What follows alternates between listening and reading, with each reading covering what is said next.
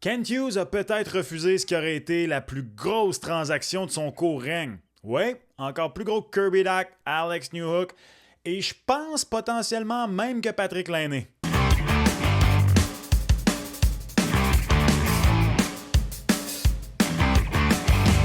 What's up tout le monde, c'est ton boy Max, bienvenue à une autre vidéo. Dans sa chronique hebdomadaire à l'émission Larac Gonzalez à BPM Sport, Pierre Lebrun de TSN et The Athletic a laissé tomber une petite bombe. Est-ce que je peux m'exprimer ici? Honnêtement, en tout cas, moi j'écoutais en direct, puis vraiment, j'ai arrêté tout ce que je faisais et j'ai écouté avec beaucoup d'attention. On le sait, ça a été rapporté pendant l'été, le Canadien de Montréal était du derby Yaroslav Askarov. Derby qui a finalement été remporté par les Sharks de San Jose. D'ailleurs, transaction qui, pour moi, fait en sorte que les Sharks viennent de passer d'une des reconstructions qui allait un peu nulle part à une des très bonnes reconstructions lorsqu'on conjugue ça à l'arrivée de Macklin Celebrini. Bref, on ne savait pas, par contre, jusqu'où le Canadien était allé dans les discussions. Est-ce que c'était vraiment sérieux? Si on regarde un peu ce qui a été donné par les Sharks de San Jose, est-ce que ça aurait été un comparable pour le Canadien de Montréal? Eh bien, maintenant, on a un petit peu plus une idée grâce à Pierre Lebrun. Tout juste avant d'aller là, par contre, t'aimes la merch de sport, les beaux vêtements, les casquettes? La première collection de ton boy, le club sportif, est disponible. Ça aide à financer mon contenu. C'est disponible au v-nation.ca dans l'onglet Ta boutique d'équipe. Le club sportif. Il y a 3 couleurs de casquettes différentes. Il y a des crewneck, hoodie, t-shirt. Bref, toi, tu te procures une belle pièce de vêtements à l'effigie de la ville de Montréal. Il va y avoir d'autres collections qui s'en viennent, mais pour le moment, c'est celle-ci. Et moi, ça m'aide. Donc, v-nation.ca, onglet Ta boutique d'équipe. Et tu choisis la pièce qui te convient. Puis si jamais c'est déjà fait, lorsque tu l'auras reçu, tag-moi dans une publication sur Instagram @vanolicious pour que je puisse la voir. On retourne à la vidéo. Questionné par Georges à savoir qu'est-ce que le Canadien aurait pu offrir pour Yaroslav Askarov, parce qu'il mentionne d'abord que c'était vraiment pas le plan des Prédateurs de Nashville. Les Prédateurs, malgré la prolongation de contrat de Juuse Saros, avaient espoir de pouvoir convaincre Askarov que pour son développement, ça demeurait mieux pour lui pour l'instant de demeurer dans l'organisation des Prédateurs de Nashville, qui a un bon historique de développement de gardien de but, Pekka Rinne, Juuse Saros. Juuse Saros lui-même a été longtemps derrière Pekka Rinne à Nashville. Il a disputé ses premiers matchs à 21 ans. Il est finalement devenu numéro 1 pour de bon à 26 ans et il a pris de plus en plus de galons au fil du temps. Bref, on avait l'espoir du côté de Barry Trotz de convaincre Askarov de poursuivre son développement avec les Preds, peut-être disputer un peu plus de matchs en haut cette saison, mais de continuer d'avoir beaucoup de matchs dans la Ligue américaine de hockey avec les Admirals de Milwaukee. On n'a pas réussi à le convaincre, il voulait s'en aller. À partir de ce moment-là, donc, il y a des équipes qui sont entrées dans la danse, dont le Canadien de Montréal, et questionné donc, au final, par Georges, à savoir qu'est-ce que le Canadien aurait pu offrir. Pierre Lebrun avait ceci à dire. Je ne sais pas à 100% ce que le CH a offert. J'ai l'impression qu'il y aurait eu un jeune défenseur. Je vais faire attention car Trotz ne voulait pas entrer là-dedans, mais ce que j'ai entendu d'une autre source, c'est que la réaction des Prédateurs aux Canadiens a été de mentionner le nom de Fowler, et ça, il n'y a aucune façon où le Canadien aurait pu échanger Jacob Fowler. Respect Kent Hughes. J'ai aucune raison de douter des informations de Pierre Lebrun, qui est un informateur aguerri. Respect Kent Hughes. Pourquoi? D'abord, le fait que Fowler ait potentiellement été dans la transaction, dans les négociations pour une possible transaction, plutôt devrais-je dire, pour moi, c'est pas du tout ça qui me fait tomber en bas de ma chaise. Même que il fallait s'y attendre. Le Canadien de Montréal, en allant chercher potentiellement un Yaroslav Askarov, qu'est-ce qu'on fait? On améliore le futur de la position devant le filet. Et vous avez été nombreux d'ailleurs dans mes commentaires, que ce soit sur YouTube, sur X, n'importe où, sur TikTok, à poser la question. Le Canadien était dans le derby pour Askarov. Est-ce que ça veut dire qu'on ne croit pas tant que ça en Fowler? Est-ce que ça veut dire qu'on aurait échangé Fowler? Peu importe. Mais là, on a la réponse. Non. C'est que Kent Hughes a simplement fait ses devoirs. Il a vu une opportunité d'améliorer le futur de son équipe avec Yaroslav Askarov. Ce qu'il faut comprendre, c'est que au moment où on se parle, le gardien russe, maintenant de l'organisation des Sharks de San Jose, est objectivement un meilleur espoir que Jacob Fowler. Quand je dis objectivement, je ne suis pas en train de dire que si vous, votre opinion, c'est que Jacob Fowler, vous avez regardé les deux jeunes gardiens de but jouer et vous trouvez que Fowler a un plus bel avenir. Je suis pas en train de nier votre opinion, de dire que ça vaut rien. Ce que je veux dire, c'est que Askarov a été repêché plus haut au repêchage. Il a été tout près du top 10, choix de première ronde. Jacob Fowler est un choix de troisième ronde du Canadien de Montréal. Il a été repêché plus récemment qu'Askarov, donc Askarov est plus loin dans son développement également. Lorsqu'on regarde les listes d'espoir à la position de gardien de but, Askarov est toujours premier ou deuxième avec Jesper Wallstedt. Et de plus en plus, comme ça a été le cas sur la liste de The Athletic récemment, Jacob Fowler est maintenant troisième. Je vous entends par contre, ouais, mais ça veut rien dire. Martin Saint-Louis n'a même pas été repêché, puis c'est un membre du Temple de la Renommée. Puis, je sais pas moi, Neil Yakupov est un premier choix au total, et ben c'est ça, il y a Neil Yakupov. Belle carrière, je crois, en KHL. Je ne sais même pas s'il y a des si bonnes stats que ça. Mais en tout cas, un flop. Vous comprenez ce que je veux dire. Je suis d'accord. Par contre, on est encore au stade d'espoir dans les deux cas. On est encore des prospects, autant Jacob Fowler que Yaroslav Askarov. Et bien, il y a un vieux sage qui a déjà dit que des prospects, ça demeure des suspects tant qu'ils ne sont pas dans la Ligue nationale de hockey. Et pour le moment, le fameux pédigré, comme aiment dire les Anglos, de Fowler est moins élevé que celui de Yaroslav Askarov. Pédigré, mais je vous disais que Yaroslav Askarov a été repêché il y a plus longtemps que Jacob Fowler, et pour moi, ça a un impact. Pourquoi? Bien, le réel avantage pour Kent Hughes d'aller chercher Askarov est peut-être d'aller chercher un gars plus près de la Ligue nationale de hockey et contribuer à améliorer son équipe à court terme.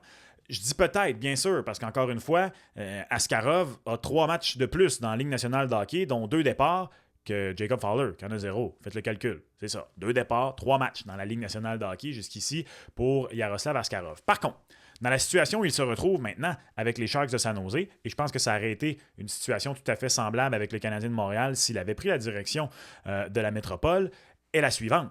Pour moi, Yaroslav Askarov, au pire, en 2025-2026, va avoir une charge de travail de numéro 1 ou de tout près de numéro 1, c'est-à-dire 41 matchs ou plus. Ça va peut-être même être 2024-2025, dépendamment comment ça va pour lui, mais je vois difficilement comment Askarov, l'an prochain, n'a pas la charge de numéro 1 avec les Sharks de San Jose, que ce soit simplement 42, 43 matchs ou un peu plus. Ça, c'est le pire scénario. À mon avis, je peux me tromper. Dans le cas de Jacob Fowler, à qui il reste encore au minimum une saison avec Boston College, peut-être qu'il va surprendre et décider de rester plus longtemps. Je ne pense pas que c'est ce qui va arriver, mais on verra à la fin de la saison 2024-2025. Au moins une saison complète avec le Rocket de Laval. Probablement une autre saison à, au mieux, passer du temps entre la Ligue américaine et la Ligue nationale de hockey avec quelques départs ici et là, si ça s'y prête.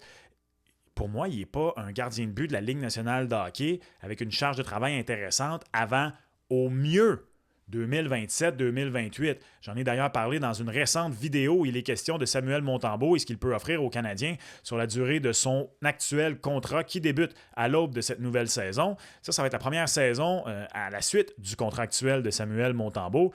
Est-ce que Monty va être signé rendu là? Est-ce qu'il va être rendu ailleurs? On verra. Mais ça, c'est le meilleur scénario pour moi concernant Jacob Fowler, gardien de but de la Ligue nationale de hockey à temps plein, 2027-2028. Donc, vous m'entendez, puis vous êtes peut-être porté à croire que je pense que Yaroslav Askarov versus Fowler, ce serait bien mieux pour le Canadien de Montréal. Bien, la raison pourquoi je disais d'entrée de jeu respect Kent Hughes et pourquoi j'ai pas de problème qu'on ait refusé d'inclure Jacob Fowler dans une transaction pour Yaroslav Askarov, selon Pierre Lebrun, bien, la raison est la suivante. Je le disais il y a quelques instants à peine, hein? Des espoirs, des prospects, ça demeure des suspects tant qu'ils ne sont pas dans la Ligue nationale de hockey. On ne parle pas ici, dans une transaction qui a avorté entre le Canadien de Montréal et les Prédateurs de Nashville, de transiger Andrei Vasilevskiy pour, je sais pas moi, Linus Ullmark. Linus Ullmark a gagné le trophée Vezina il y a 2 ans. Vous êtes nombreux à penser qu'il ne sera pas aussi bon à Ottawa. Oui, tout ça, c'est très bien. Je suis d'accord avec vous jusqu'à un certain point. Mais bref, on parle de 2 gardiens de but qui ont prouvé des choses dans la Ligue nationale de hockey. Pour moi, Andrei Vasilevskiy, à ce stade de sa carrière, malgré les blessures de la dernière année, est encore un gardien supérieur à Linus Ullmark. Et dans une transaction qui n'impliquerait pas juste ces 2 gardiens-là, parce que pour être clair, ça n'allait certainement pas être 1-pour-1 Fowler contre Askarov entre les Prédateurs de Nashville et le Canadien si c'était arrivé. Ben, c'est pas ça du tout. Oui, à l'heure actuelle, Askarov est peut-être un meilleur espoir que Jacob Fowler. Mais prenons une histoire qui est à Montréal. On n'a même pas besoin d'aller si loin que ça. Souvenez-vous de la fameuse transaction Max Pacioretty lorsqu'il a été envoyé aux Golden Knights de Vegas. Le Canadien de Montréal a reçu en retour Tomas Tatar, choix de repêchage et également Nick Suzuki. Ce qu'on a toujours entendu de cette transaction-là, c'est que le premier choix du Canadien dans la transaction pour recevoir de la part des Golden Knights de Vegas n'était pas Nick Suzuki, mais bien Cody Glass. Un peu comme Askarov présentement avec Jacob Fowler, Cody Glass était un meilleur espoir que Nick Suzuki. Il a été repêché un peu plus haut au repêchage. On voyait de meilleurs atouts en lui. Il a également un gabarit légèrement plus intéressant que Nick Suzuki. Et regardez maintenant, 6 ans plus tard. Premier qui? Votre équipe? Suzuki ou Glass? Ben c'est ça. Donc, le Canadien, au final, a été gagnant, mais si Marc Bergevin avait eu ce qu'il voulait à l'époque, selon ce qui a été rapporté, bon, d'abord, sait-on jamais, peut-être que Cody Glass n'a pas de blessure et qu'il devient un bon joueur de la Ligue nationale de hockey, mais restons avec ce qu'on sait. En ce moment, Nick Suzuki est un bien meilleur centre, un bien meilleur joueur, établi, premier centre, un capitaine dans la Ligue nationale de hockey, alors que Cody Glass, ben, il en est peut-être à sa dernière chance de devenir un rouage important d'une équipe, lui qui vient de passer des Prédateurs aux Penguins de Pittsburgh dans le dernier entre-saison. Donc, imaginez le même scénario dans 6 ans. Kent Hughes dit oui à cette transaction. Yaroslav Askarov fait bien, mais Jacob Fowler devient meilleur que lui. On aurait regretté. Vous pouvez me dire que le scénario inverse existe aussi, un scénario dans lequel Askarov devient un très bon gardien de but de la Ligue nationale de hockey et Fowler non. C'est tout à fait vrai. Et c'est là pour moi où je dis respect Kent Hughes, de croire en son équipe de recruteurs, de croire dans le développement qui est possible d'être fait chez le Canadien de Montréal et de dire, ben écoutez, il est peut-être un peu en avance Askarov sur Fowler, mais si on est juste échangé l'un pour l'autre, on ne prendra pas ce risque. On aimerait mieux avoir les deux dans l'organisation et tenter de voir qui deviendrait le meilleur. Ben, j'ai aucun problème avec ça. Honnêtement, je dis bravo à Kent Hughes. Des fois, les meilleures transactions que l'on fait sont celles que l'on ne fait pas. Et j'ai très hâte de voir ce que le futur réserve. Je vais être très surpris si Kent Hughes un jour regrette de ne pas avoir appuyé sur la gâchette dans ce dossier-là. À mon avis, Jacob Fowler va être un gardien de but numéro 1 dans la Ligue nationale de hockey. Yaroslav Askarov va être un gardien de but numéro 1 dans la Ligue nationale de hockey. Et le dernier élément est le suivant. Bien, c'est comme je disais, on ne parle pas d'une transaction 1 pour 1. Si ça avait été 1 pour 1, déjà... Je sais pas. Non, je pense pas que mon opinion aurait changé. Quoique peut-être un petit peu. Il faudrait que je prenne le temps d'y réfléchir. Mon opinion aurait changé un petit peu, mais pas tant que ça. Mais bref, c'est que les Prédateurs de Nashville allaient aller chercher plus que ça pour Yaroslav Askarov. Donc, c'est le Canadien ici, je suis convaincu, qui aurait donné plus que Jacob Fowler pour faire l'acquisition du gardien russe.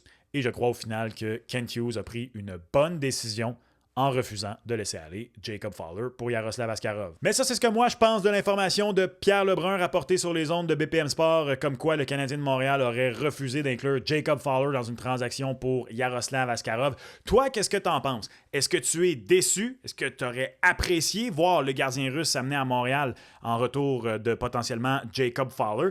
Est-ce qu'avec Askarov cette saison, avec Samuel Montembeault, disons, à la place de Cayden Primo, le Canadien aurait eu plus de chances d'accéder aux séries, selon toi?